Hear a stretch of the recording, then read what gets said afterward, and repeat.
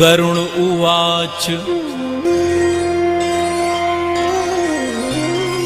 अथ ध्यानं प्रवक्ष्यामि शृणु सर्वाङ्गसुन्दरं यत्कृतं देवदेवेन ध्यानं हनुमतः प्रियं पञ्चवक्त्रं महाभीमं त्रिपञ्चनयनैर्युतं बाहुभिर्दशभिर्युक्तं सर्वकामार्थसिद्धिदं पूर्वं तु वानरं वक्त्रं कोटिसूर्यसमप्रभं दंष्ट्राकरालवदनं भ्रिकुटिकुटिलेक्षणम् अस्यैव दक्षिणं वक्त्रं नारसिंहं महाद्भुतम् अत्युग्रतेजो वपुषं भीषणं भयनाशनम् पश्चिमं गारुडं वक्त्रं वक्रतुण्डं महाबलं सर्वनागप्रशमनं विषभूतादिकृन्तनम् उत्तरं सौकरं वक्त्रं कृष्णं दीप्तं नभोपमं पातालसिंहवेताल ज्वररोगादिकृन्तनम् ऊर्ध्वं हयाननं घोरं दानवान्तकरं परं येन वक्त्रेण विप्रेन्द्र तारकाख्यं महासुरं जघान शरणं तत्स्यात् सर्वशत्रुहरं परं ध्यात्वा पञ्चमुखं रुद्रं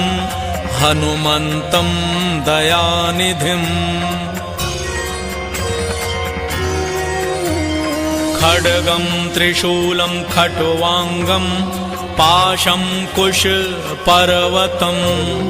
मुष्टिं कौमोदकीं वृक्षं धारयन्तं कमण्डलुं भिन्दिपालं ज्ञानमुद्रां दशभिर्मुनिपुङ्गवम् एतान्युधजालानि धारयन्तं भजाम्यहम् प्रेतासनोपविष्टं तं सर्वाभरणभूषितं दिव्यमाल्याम्बरं धरं दिव्यगन्धानुलेपनम् सर्वाश्चर्यमयं देवं हनुमद्विश्वतोमुखम् पञ्चास्यमच्युतमनेकविचित्रवर्णं वक्त्रं शशाङ्कशिखरं कपिराजवर्यं पीताम्बरादिमुकुटैरूपशोभिताङ्गं पिङ्गाक्षमाद्यमनिशं मनसा स्मरामि।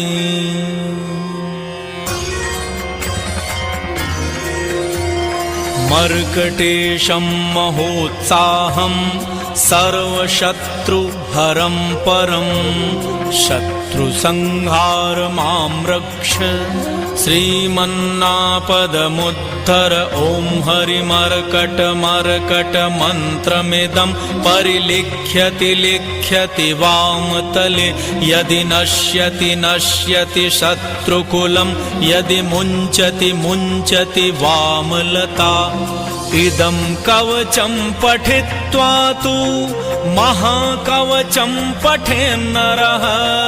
एकवारं जपे स्तोत्रं सर्वशत्रुनिवारणम् द्विवारं तु पठेन्नित्यं पुत्रपौत्रप्रवर्धनम् त्रिवारं च पठेन्नित्यं सर्वसम्पत्करं शुभम् चतुर्वार पठेन्नित्यं सर्वरोगनिवारणम् पञ्चवारं पठेन्नित्यं सर्वलोकवशङ्करं षट्वारं च पठे नित्यं सर्वदेववशङ्करं सप्तवारं पठे नित्यं सर्वसौभाग्यदायकम् अष्टवारं पठे नित्यम् अष्टकामार्थसिद्धिदम् नववारं पठे नित्यं राजभोगं वाप्नुयात् दशवारं पठे नित्यं त्रैलोक्यज्ञानदर्शनं रुद्रावृत्तिं पठे नित्यं सर्वसिद्धिर्भवेत् ध्रुवम्